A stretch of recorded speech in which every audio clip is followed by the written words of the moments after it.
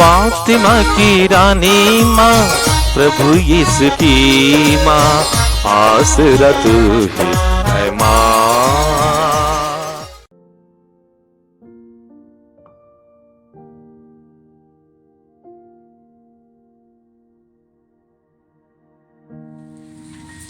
पहला पाठ उत्पत्ति ग्रंथ अध्याय 1 पद संख्या 26 से अध्याय 2 पद संख्या 3 तक। ईश्वर ने कहा, हम मनुष्यों को अपना प्रतिरूप बनाएं, वह हमारे सदृश हो। वह समुद्र की मछलियों, आकाश के पक्षियों, घरेलू और जंगली जानवरों और जमीन पर रेंगने वाले सब जीव जंतुओं पर शासन करे। ईश्वर ने मनुष्यों को अपना प्रतिरूप बनाया, उसने उसे ईश्वर का प्रतिरूप बनाया।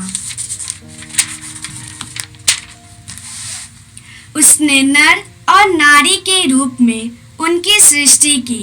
ईश्वर ने यह कहकर उन्हें आशीर्वाद दिया, फलो फूलो, पृथ्वी पर फैल जाओ और उसे अपने अधीन कर लो। समुद्र की मछलियों, आकाश के पक्षियों और पृथ्वी पर विचरने वाले सब जीव जंतुओं पर शासन करो। ईश्वर ने कहा, मैं तुमको पृथ्वी भर के बीज पैदा करने वाले सब पौधे और बीजदार फल देने वाले सब पेड़ दे देता हूँ। यह तुम्हारा भोजन होगा। मैं सब जंगली जानवरों को, आकाश के सब पक्षियों को, पृथ्वी पर विचरने वाले जीव जंतुओं को उनके भोजन के लिए पौधों की हरियाली दे देता हूँ। और ऐसा ही हुआ। ईश्वर ने अपने द्वारा बनाया हुआ सब कुछ देखा और यह उसको अच्छा लगा। संध्या हुई और फिर भोर हुआ। यह छठा दिन था। इस प्रकार आकाश तथा पृथ्वी और जो कुछ इनमें है सबकी सृष्टि पूरी हुई। सातवें दिन ईश्वर का किया हुआ कार्य समाप्त हुआ। उसने अपना समस्त कार्य समाप्त कर सातवें दिन विश्राम किया। ईश्वर ने सातवें दिन को आशीर्वाद दिया और उसे पवित्र माना, क्योंकि उस दिन उसने सृष्टि का समस्त कार्य समाप्त कर विश्राम किया था। यह प्रभु की वाणी है। ईश्वर को धन्यवाद। भजन अनुवाद की। हे प्रभु, हमारे सब कार्यों पर तेरी आशीष हो। हे प्रभु, हमारे सब कार्यों पर तेरी आशीष हो। पर्वतों के बनने के पहले से, पृथ्वी तथा संसार की उत्पत्ति के पहले से तू ही अनादि अनंत ईश्वर है। अनुवाद के। हे प्रभु, हमारे सब कार्यों पर तेरी आशीष हो। हे प्रभु, हमारे सब कार्यों पर तेरी आशीष हो। तू मनुष्यों को फिर मिट्टी में मिलाकर कहता है, हे मनुष्य की संतान, लौट जाओ।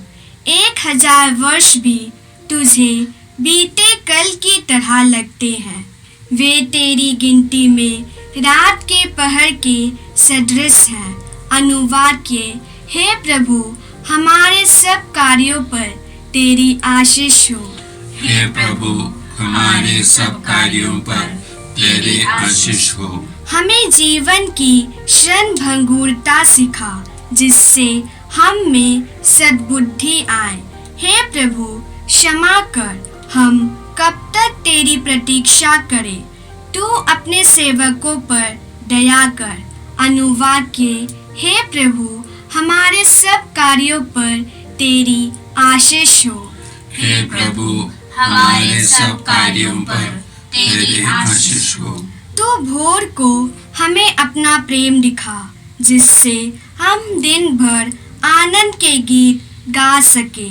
तेरे सेवक तेरे महान कार्य देखे और उनकी संतान तेरी महिमा के दर्शन करे। अनुवाद के। हे प्रभु, हमारे सब कार्यों पर तेरी आशीष हो। हे प्रभु, हमारे सब कार्यों पर तेरे आशीष हो। जय घोष, आलेलुया आलेलुया। हम प्रतिदिन प्रभु को धन्यवाद दिया करें। वह हमारा भार हल्का कर देता और हमारी रक्षा करता है। आलेलुया। प्रभु आप लोगों के साथ हो और आपकी आत्मा के साथ। संत मत्ती के अनुसार पवित्र सुसमाचार। हे प्रभु तेरी महिमा हो। अध्याय 13 पद संज्ञाएं 54 से 58 तक। यीशु अपने नगर आए और लोगों को उनके सभागृह में शिक्षा देने लगे। वे अचंभे में पड़कर कहने लगे, इससे यह ज्ञान और यह सामर्थ्य कहाँ से मिला? क्या यह बड़ई का बेटा नहीं है? क्या मरियम इसकी माँ नहीं? क्या याकूब, यूसुफ, सीमोन और यूदस इसके भाई नहीं? क्या इसकी सब बहनें हमारे ही बीच नहीं रहती? तो यह सब इसे कहाँ से मिला? और वे उनमें विश्वास नहीं कर सके। यीशु ने उनसे कहा, अपने नगर और अपने घर में नबी का आदर नहीं होता। लोगों के अविश्वास के कारण उन्होंने वहां बहुत कम चमत्कार दिखाए। यह प्रभु का सुसमाचार है। हे ख्रीस्त तेरी स्तुति हो। क्रिस में प्यारे भाई बहनों, आज कलीसिया संत योसेफ श्रमिक का पर्व मनाती है। 1955 में संत पापा पियूस 12वें ने इस पर्व की घोषणा की और उन्होंने संपूर्ण कलीसिया से कहा कि इस पर्व को एक लिटर्जिकल फीस्ट, एक धार्मिक पर्व के रूप में मनाना है। आज दुनिया भर में लोग मजदूर दिवस के रूप में भी मनाते हैं। कलीसिया आज के पर्व के द्वारा हम लोगों से क्या बताना चाहती है? हम लोगों से विशेष करके एक बात बताना चाहती है, वह है मेहनत का महत्व। हमको मेहनत को महत्व देना है और मेहनत करने वालों को महत्व देना है, इज्जत देना है। हमारे समाज में विशेष करके जो मैनुअल लेबर हाथ से काम करते हैं उनको कोई इज्जत नहीं है और उनका मेहनत का फल उनको नहीं मिलता है। यदि हम लोग हमारे मौजूदा स्थिति को देखेंगे, जो किसान लोग दिल्ली में अभी प्रोटेस्ट में धरना में बैठे हैं, वे लोग क्यों वहाँ पर बैठे हैं? दो मांगे लेकर के बैठे हैं। उनके मेहनत को महत्व देना है, उनके मेहनत का फल मिलना है। जो लोग कानून बनाते हैं वे अपने पक्ष में कानून बनाते हैं और वे किसानों के या मेहनत करने वालों के हित के लिए नहीं। इसलिए कानून उनके पक्ष में और उनके हित में, उनके मेहनत का फल मिलने के लिए बनाना है। यही मांग लेकर के वे लोग वहां पर बैठे हैं। यदि हम लोग इतिहास को देखेंगे, इतिहास जितने सारे लोगों ने लिखा है उन सब लोगों ने बड़े लोगों के पक्ष में इतिहास को लिखा है या शक्तिशालियों को के या शासकों के पक्ष में लिखा है। इसका मतलब क्या है? उदाहरण के लिए यदि मैं आपसे एक सवाल पूछूं कि किसने ताजमहल को बनवाया या बनाया, आप तुरंत उत्तर देंगे शाहजहां ने बनवाया है। ये ताजमहल बनाने के लिए संगमरमर के पत्थर को राजस्थान से लाया गया, हजारों किलोमीटर दूर से। क्या शाहजहां ने उसको उठा करके लाया है? सैकड़ों मजदूर लोगों ने, कारीगरों ने उस पर काम किया है, हजारों मजदूरों ने काम किया है, और उसके नक्शा को बनाने वाले वो चित्रकार को, वो आर्टिस्ट को उसका हाथ काटा गया ताकि वे बाद में कोई उसी प्रकार का नक्शा नहीं बनाए। वास्तव में ताजमहल किसने बनाया? साधारण लोगों ने बनाया, मजदूर लोगों ने बनाया। मैनुअल जो हाथ से काम करते हैं उन लोगों ने बनाया। ये पक्ष हम लोग नहीं देखते हैं, या ये पक्ष इतिहास में हमको नहीं बताता है। आज का पर्व हम लोगों से यही बताते हैं, कलीसिया के द्वारा यही बताता है कि हमको मेहनत को महत्व देना है। आज के पहले पाठ में हम लोगों ने देखा कि पहला श्रमिक ईश्वर रहा है। ईश्वर ने 6 दिन काम किया और 7वां दिन उन्होंने विश्राम किया, और ईश्वर ने मनुष्य को अपने समान बनाया, एक श्रमिक के रूप में, एक सृजनहार के रूप में बनाया। तो एक श्रमिक को, एक सृजनहार को कई प्रकार का कार्य करना है, और हर कार्य महत्वपूर्ण है, हर कार्य की जरूरत है। इसलिए हर कार्य को महत्व देना है और कार्य करने वालों को भी महत्व देना है। यही आज के पहले पाठ में हम लोगों को मिलता है और कलीसिया हम लोगों से बताती है। आज के सुसमाचार में हम लोगों ने सुना कि यीशु नासरत आए और नासरत के लोगों ने यीशु को स्वागत नहीं किया। उन लोगों ने कहा कि यह बड़ाई का बेटा है, और यीशु शायद बड़ाई का काम ही करता था। इसलिए उन लोगों ने यीशु को उनके काम के आधार पर महत्व दिया, और बाद में वहाँ पर लिखा है कि यीशु बहुत कम चमत्कार वहाँ पर दिखाया है, क्योंकि लोगों ने उन पर विश्वास नहीं किया है। लोगों ने उनको ईश्वर के पुत्र के रूप में या ईश्वर के पास से आए हुए एक व्यक्ति के रूप में नहीं देखा है। हम लोग गलातियों के नाम पत्र में संत पौलुस के पत्र 3 अध्याय के 27वां वाक्य में इसी प्रकार पढ़ते हैं, क्योंकि जितने लोगों ने मसीह का बपतिस्मा ग्रहण किया उन्होंने मसीह को धारण किया है। आगे पढ़ते हैं हम लोग, अब ना तो कोई यहूदी है और ना यूनानी, ना तो कोई दास है और ना स्वतंत्र, ना तो कोई पुरुष है और ना स्त्री, आप सब ईसा मसीह में एक हो गए हैं। जिन लोगों ने मसीह का बपतिस्मा ग्रहण किया है, मसीह को धारण किया है एक कपड़े के रूप में, माने तब अभी आप उसको देखते हैं, उस व्यक्ति को देखते हैं, तो आप उस व्यक्ति को नहीं, उसमें मसीह को देखते हैं। तो इसलिए अब कोई भेदभाव नहीं, ना यूनानी, ना यहूदी, ना दास, ना स्वतंत्र, ना पुरुष, ना स्त्री, हम सब एक है।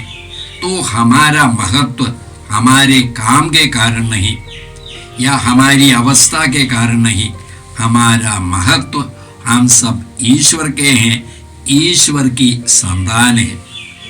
हम लोगों को अपने को इसी रूप में देखना है और दूसरे लोगों को भी इसी रूप में देखना है। हम लोग बाइबल में पढ़ते हैं, यीशु ने सबों के लिए बलि चढ़ाया, यीशु ने सबों के पापों के प्रायश्चित के लिए रक्त बहाया, केवल कुछ ही लोगों के लिए नहीं। और इसी प्रकार रक्त बहा करके सबों को मुक्ति का साधन बन गया या मुक्ति का मार्ग बन गया। तो यीशु कुछ लोगों के लिए नहीं आए हैं, और यीशु ने किसी को भी उनके काम के आधार पर या उनके वंश के आधार पर नहीं देखा है, हम लोगों को भी इसी प्रकार हर व्यक्ति को देखना है। हम लोग कलोसियों के नाम पत्र में इसी प्रकार पढ़ते हैं, 3 अध्याय का 17वां वाक्य, आप जो भी कहे या करे वह सब प्रभु ईसा के नाम पर किया करे, आप लोग उन्हीं के द्वारा पिता परमेश्वर को धन्यवाद देते रहे। आप जो भी कहे या करे वह सब प्रभु ईसा के नाम पर किया करे। ईसा के नाम पर करने का मतलब क्या है? जैसे यीशु करते हैं उसी प्रकार करेंगे। तो यदि आप जो भी काम करेंगे वो जैसे यीशु करेंगे, ईमानदारी के साथ करेंगे, और अपने बारे में भी यही सोचना है कि मेरा मूल्य अपने काम के कारण नहीं, मेरा मूल्य इसलिए है कि मैं ईश्वर की संतान हूँ, ईश्वर का प्रिय पुत्र और पुत्री हूँ।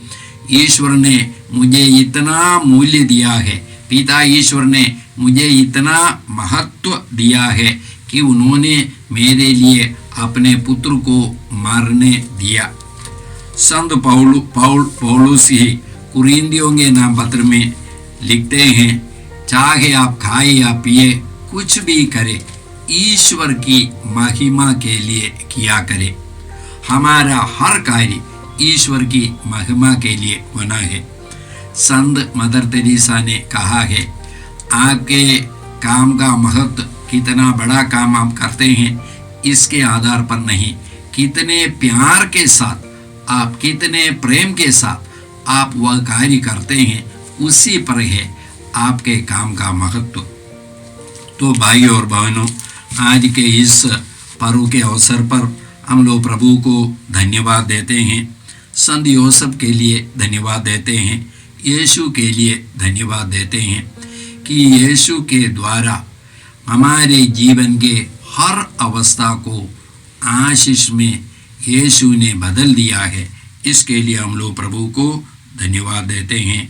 हम लोग प्रार्थना करें, हे परमपिता ईश्वर, तूने यीशु के द्वारा हमारे जीवन के हर कार्य को, हर अवस्था को मूल्यवान बनाया है।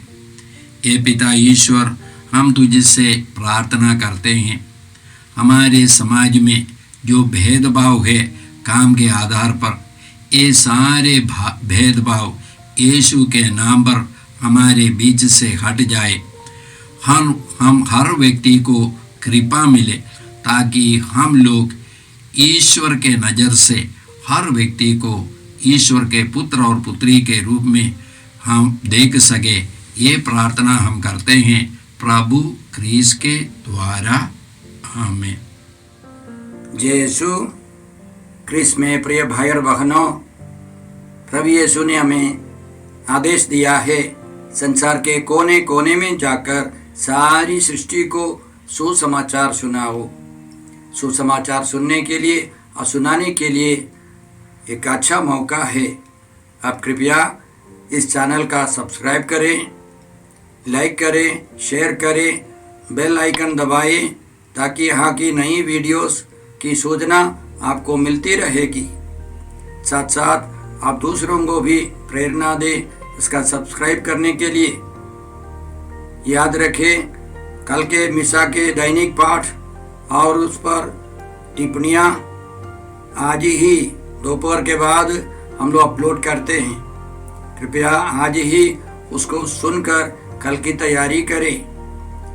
प्रभु यीशु आपको और आपके परिवार को 100 गुनी आशीष देंगे। जय यीशु।